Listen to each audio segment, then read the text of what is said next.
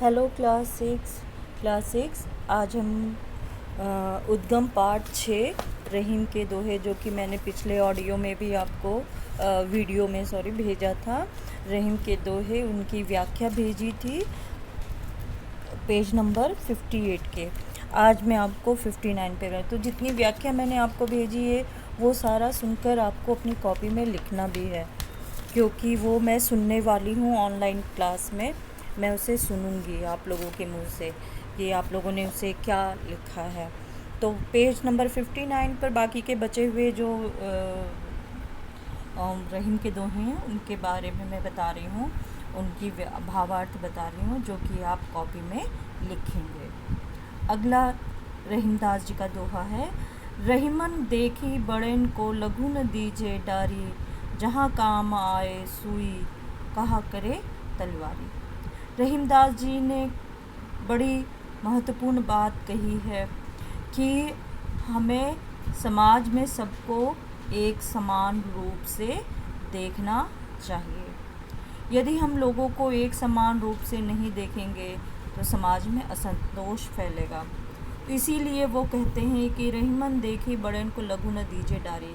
रहीमदास जी कहते हैं कि हमें बड़े लोगों को देखकर, अर्थात बड़े ज्ञानी पुरुषों, धनवान लोगों को देखकर उनको ही केवल सम्मान नहीं देना चाहिए, और जो छोटे लोग हैं, लघु न दीजे डारी मतलब जो छोटे लोग हैं उनका त्याग न करें,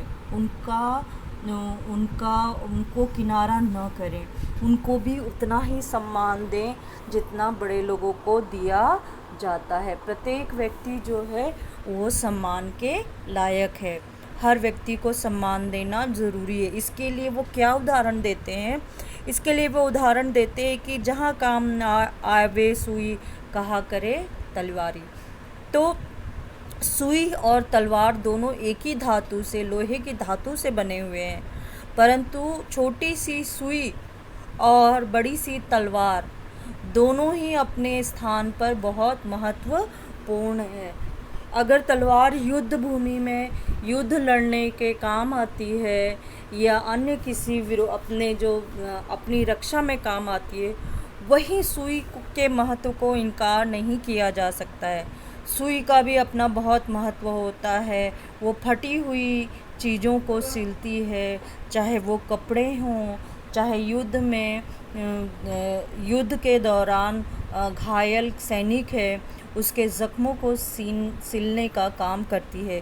तो सुई जो है वो छोटी होने के कारण अमहत्वपूर्ण नहीं है, वो भी महत्वपूर्ण है।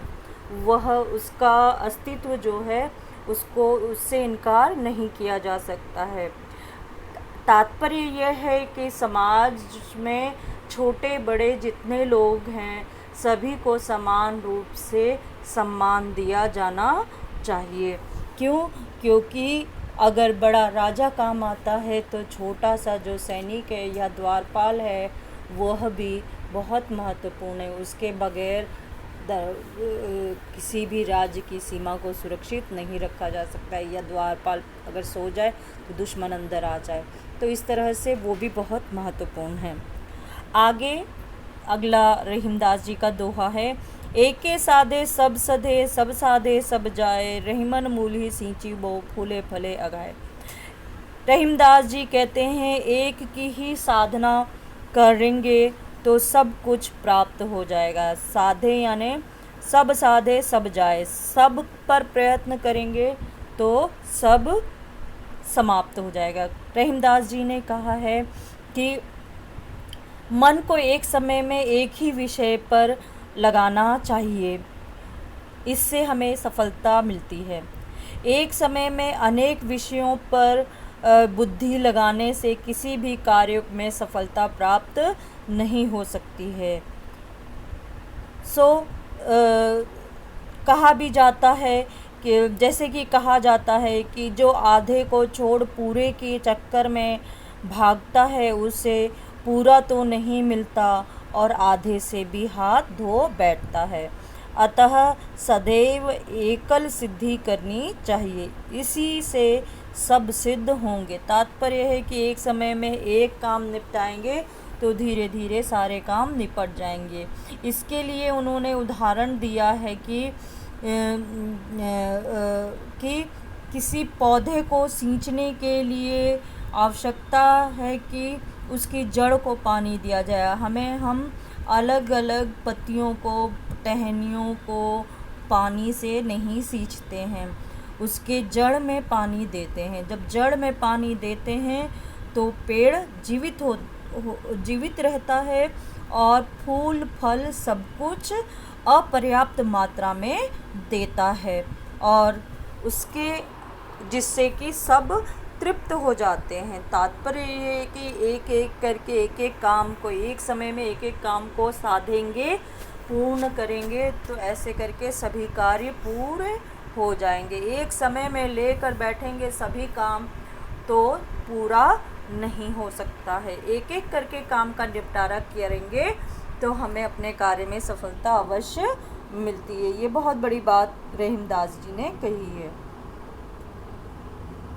आगे सबसे अंतिम जो दोहा है उसका भावार्थ है, बता रही हूँ आपको। दोहा है कि कह रहीम कैसे निभे केर बेर को संग, वे डोलत रस आपने वाके फाटत अंग। रहीमदास जी ने बहुत बड़ी बात कही है कि एक ही स्थान पे अगर केला और बेर साथ में उगते हैं तो बेर तो अपनी मस्ती में झूमता रहता है, लेकिन केले के पत्ते जो हैं वो उसके झूमने से, उसके कांटेदार टहनियों के वजह से उसके पत्ते छिल जाते हैं या बीच से फट जाते हैं। रहीमदास जी ने यह बात इसलिए कही है कि बेर और केले का पेड़ दोनों अलग अलग स्वभाव के हैं, और इसलिए दोनों को एक साथ में अगर रखेंगे तो बेर को तो कोई फ़र्क नहीं पड़ेगा, लेकिन केले के पत्ते जो हैं नर्म और नाजुक होते हैं और वो उसको नुकसान पहुंचता है।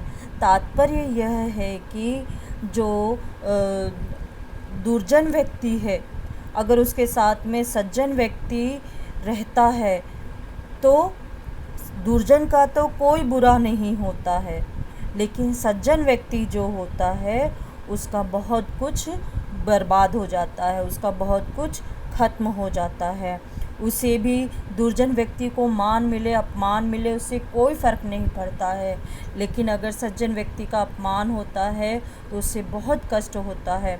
तो जो दुर्जन और सज्जन हैं ये एक साथ में कभी नहीं रह सकते हैं, क्योंकि दुर्जन व्यक्ति के किए हुए अहित कार्यों का असर सज्जन व्यक्ति पर भी पड़ता है, वह खुद को बचा नहीं पाता है। इसलिए दुर्जन और सज्जन व्यक्ति एक साथ नहीं रह सकते। इसको उदाहरण के लिए उन्होंने केले के पेड़ और बेर के पेड़ का उदाहरण दिया है। तात्पर्य यह है कि किसी भी सज्जन व्यक्ति को दुर्जन व्यक्ति के करीब जाने से पहले या दुर्जन व्यक्ति को अपना साथी बनाने से पहले यह सोच लेना चाहिए कि इससे उसका क्या नुकसान हो सकता है, क्योंकि दुर्जन व्यक्ति के किए हुए कर्मों का फल उसके ऊपर भी पड़ता है। वो तो उसको तो इस तरह की बदनामी की उसे आदत होती है, उसे बदनामी की आदत होती है, उस पर उसके चरित्र पर इसका कोई असर नहीं होता है, परंतु सज्जन व्यक्ति के लिए यह बहुत बड़ी बात होती है। तो बच्चों, ये जो मैंने आप लोगों को व्याख्याएं बताई हैं, भावार्थ मतलब बताया है, ये भावार्थ आप अपनी कॉपी में लिखेंगे और मैं इसे ऑनलाइन क्लास में सुनूंगी भी। और बाकी का जो इसमें हमारा प्रश्न उत्तर वगैरह है तो इसको आप प्रश्न उत्तर जो हैं उनको मैं अगले वीडियो में आपको भेजूंगी। तब तक आप अपना ध्यान रखिए, ख्याल रखिए और काम पूरा कीजिए।